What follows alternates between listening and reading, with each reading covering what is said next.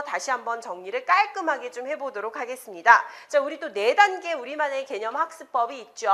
자, 우리만의 개념 학습법으로 머릿속에 오랫동안 저장을 좀 시켜보도록 하겠습니다. 먼저 순환하지 않는 무한소수는 구체적으로 어떤 것들이 있을까? 이런 질문들도 여러분들이 좀 하실 수 있으셔야 돼요. 도대체 어떤 것들이 있을까 궁금하지 않나요? 그죠? 탄탄이가 얘기했습니다. 나한테 학종이가 몇 장 있어. 우리 종이학을 접자. 자, 다짐이가 종이학 접기라면 나도 잘해. 여러분들 할 수 있어요? 선생님도 아직은 기억이 나는 것 같아요. 자, 탄탄이. 자, 여기 있어. 다짐이가 얘기를 했습니다. 그런데 종이학을 접기 위해서 한 변의 길이가 2cm인 정사각형 모양의 종이학을 이렇게 접으면 정사각형 ABCD가 만들어지잖아. 그러니까 이렇게 지금 정사각형을 반을 접어도 이 ABCD는 어떻게 되겠습니까? 정사각형이 만들어지겠죠. 그죠? 요 모양들 보시고요. 자, 이때 정사각형 ABCD의 한 변의 길이는 얼마쯤이 될까라는 질문을 했습니다. 여러분들 이런 종이학 담아가지고 친구한테 마음을 전한 적이 있어요? 예전에는 굉장히 많았는데 요즘도 아직도 합니까?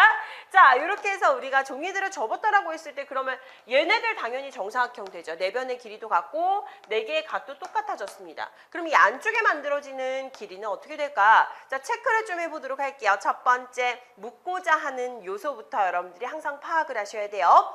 모든 문제들을 만날 때요. 특히나 응용 문제들을 여러분들이 접하실 때 개념을 생각하실 때는 첫 번째로 항상 얘가 문제에서 이해하는 것이어야 되죠. 얘가 문제에서 묻고자 하는 것이 무엇인지를 파악하셔야 됩니다. 그게 항상 가장 먼저 이루어지셔야 돼요. 그죠? 자, 묻는 것이 뭡니까? 정사각형 ABCD의 한 변의 길이가 실제 얼마인지를 구하려고 한다라고 했습니다. 그 안쪽에 접었을 때 만들어지는 사각형 말이야. 그지? 자, 그럼 이제 개념을 한번 생각해 보도록 할까요? 뭘 생각해야 되지? 자, 정사각형 ABCD의 한 변의 길이는 루트 2cm이고 루트 2는 1보다 크고 2보다는 작다라는 걸 확인할 수 있겠습니다.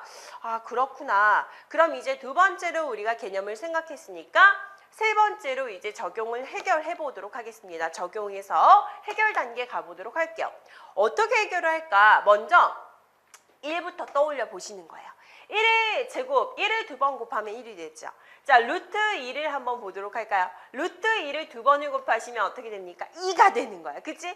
그 다음에 2를 2번 곱하면 몇이 됩니까? 4가 되죠. 그러므로 우리가 1은 지금 2보다 작고 2는 4보다 작다. 자, 결국에는 얘네들을 하나씩 연결을 했을 때 자, 1이라는 것보다 루트 2는 즉 큽니다. 그죠? 하지만 이 루트 2는 2보다는 어떻다라는 거야? 작다라는 결론을 내릴 수 있겠습니다. 아, 이러한 크기의 관계가 있구나. 그러니 루트 2는 뭔지는 모르겠지만 1. 얼마 뭐 이런 식으로 수가 나오겠네요. 조금 더 구체적으로 가보도록 할까요? 1.4의 제곱이다라고 했을 땐 1.96이다라는 것.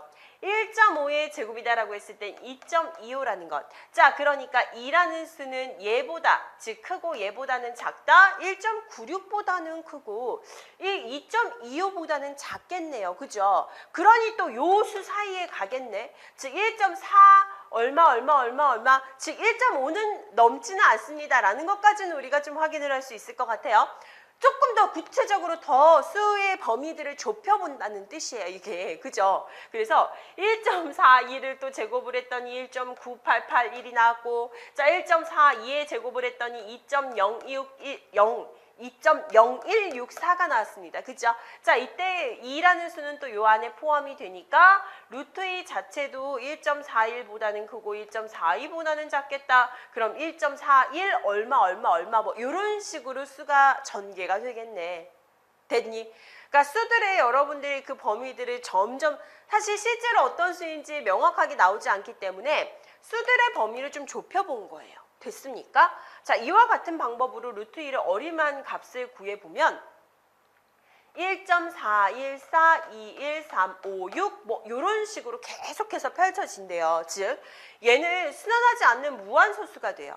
그러므로 우리가 정사각형 ABCD의 한 변의 길이는 약 대략적인 값으로 1.4cm이다 라고 정리를 할 수 있겠네. 뭐 이런 식으로. 그죠? 그래서 처음에는 우리가 수의 범위를 1에서 2 사이에 있는 요 사이에 어떤 수들이 있습니다 라고 했다면 1.4랑 1.5 사이에 있는 수입니다 라고 더 좁혔다. 자, 거기다가 또 1.41에서 또 1.42의 사이에 있는 수다 라고 좁혔으니까 자, 그러니 여러분들은 요 사이에 있는 수다라는 판단을 했으니까 어림잡아 1.4cm입니다 라는 이러한 범위를 발견해낼 수 있겠구나. 그죠?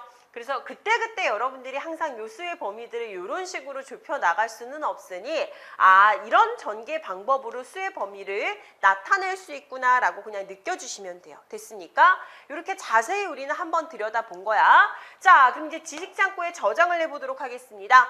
우리 있잖아. 지금 만났던 이런 루트 2라는 수, 루트 2라는 수를 우리가 어림잡아 나타내긴 했지만 얘는 딱 끝나는 수였으니까 그렇지 않았죠. 1.414, 뭐 356, 뭐 어쩌고저쩌고 쭉 갔잖아. 그지? 계속해서 펼쳐졌어요. 어디에 포함되는 수였습니까? 여기 순환하지 않는 무한소수에 포함이 되었습니다. 그죠? 그래서 예를 들어 루트 2라는 수, 또 루트 3이라는 수, 이런 수들은 또는 마이너스 루트 2도 마찬가지고 마이너스 루트 3도 마찬가지예요. 이런 수들은 순환하지 않아요. 뭔가 규칙이 없다는 얘기고요. 그렇다고 끝도 있습니까? 끝도 없어요. 그래서 얘네들은 분수로 나타낼 수 있습니까? 절대로요. 분수로 나타낼 수가 없는 수야. 그죠? 그래서 이 무리수가 밝혀진 이 시간이 굉장히 좀 길었다라고 합니다. 그죠? 그래서 무리수,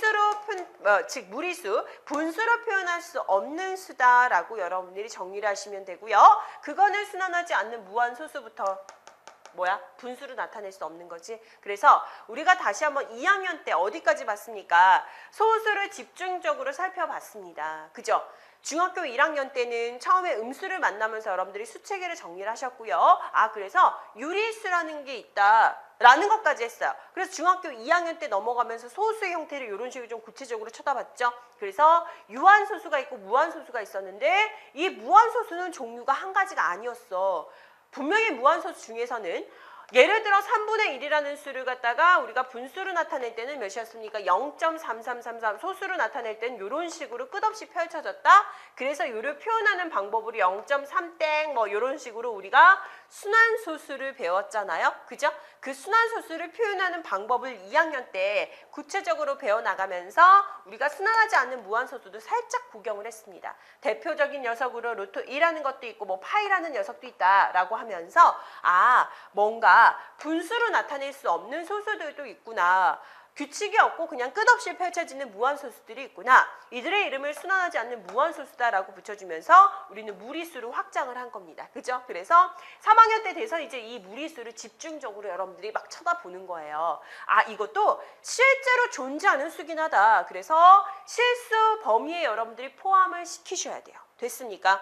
여러분들의 간혹가다 굉장히 헷갈리는 수의 범위를 좀 확인할 수 있는데 이 무리수가 실제로 존재하는 수라고 생각하지 않는 친구들도 있습니다. 실제로 존재하는 수야 얘들아. 그치? 단지 표현 방법이 좀 힘들 뿐이야. 그래서 우리는 실수를 크게 유리수랑 무엇을 보셔야 됩니까? 무리수로 보셔야 돼요. 얘네들이 합쳐졌을 때 실제로 존재하는 수들이 완성이 된 거예요. 그래서 이 세상에 실제로 존재하는 수들을 3학년 이때 여러분들이 다 배워나간다라고 보시면 되겠습니다. 그죠? 그래서 둘이 모두 합쳐져야지만 실제로 존재하는 수들을 모두 다 표현을 한 거야. 그래야지만 수직선에 모두 다 나타낼 수 있다라는 겁니다. 그죠? 그래서 우리 유리수에 의해서 이제 무리수의 중요함도 깨달으셔야 되고요. 이 무리수가 표현하기에 좀 힘들단 말이야. 끝없이 펼쳐지는데 뭔가 규칙이 없어. 그러니 요런 근호를 사용해서 여러분들이 표현한 거예요. 그죠? 이거를 언제 다 쓰고 있습니까? 규칙도 없는데. 그나마 순환소수는 규칙이라도 있지. 규칙이 없으니까 뭔가에 좀 기호의 도움을 받자라는 거예요. 그죠? 그래서 루트 2, 루트 3 요런 것들을 표현하시면서 무리수를 나타낸 겁니다. 이해하셨죠? 전반적인 무리수의 뜻, 유리수가 아닌 수, 그리고 순환하지 않는 무한소수다라는 거 정리하시고요. 소수 중에서도 어디까지가 무리수이고 어디까지가 유리수인지 구분하시고요. 그 다음 실수라는 것은 유리수와 무리수를 통틀어서 실수라고 한다는 것도 정리를 해두셔야 되겠죠? 됐습니까? 머릿속에 넣으셨어요? 자, 마지막 이제 개념 저장 단계를 가시면서 여러분들은 자, 이제 4단계의 개념들을 모두 완성하셨고요. 자, 하나하나 이제 개념 스마트 부분도 챙겨보도록 하겠습니다. 무리수의 예를 들어보도록 할게요. 아까 했었죠. 루트 2, 마이너스 루트 2, 그 다음 파이 이런 녀석들. 자, 0.101001001 뭐 이런 식으로 뭔가 규칙이 없이 끝없이 펼쳐지는 수들을 우리는 무리수라고 했습니다. 자, 그럼 이제 루트 4라는 건 어떻게 됩니까? 라는 질문에 여러분들은 한 번에 답하셔야 돼요. 루트 4는 얘들아 그대로 무리수로 판단하시면 안 되죠. 그죠? 마치 분수에서 2분의 4라는 것을 그냥 분수로 보면 안 되는 것처럼 얘는 누구야? 자연수였잖아. 자연수. 그치? 얘도 마찬가지야. 루트 4도 그대로 보시면 안 돼요. 얘는 어떻게 표현하셔야 됩니까? 2의 제곱이다 라고 보셔야 되고요. 그럼 제곱끝 제곱끝 만나서 사라질 수 있거든. 얘는 그냥 2로 보셔야 됩니다. 그죠? 이렇게 표현할 수 있는 것들, 간단히 나타낼 수 있는 것들은 간단히 나타내서 유리수라고 판단을 해주셔야 되고요. 실수는 유리수와 무리수로 이루어졌고 따라서 유리수가 아닌 실수는 무리수라고 판단할 수 있고 무리수가 아닌 실수는 유리수라고 판단할 수 있습니다. 자, 일반적으로 수라고 하면 우리가 모든 실수들을 다 뜻한다라는 것도 다시 한번 익혀두시면 되고요.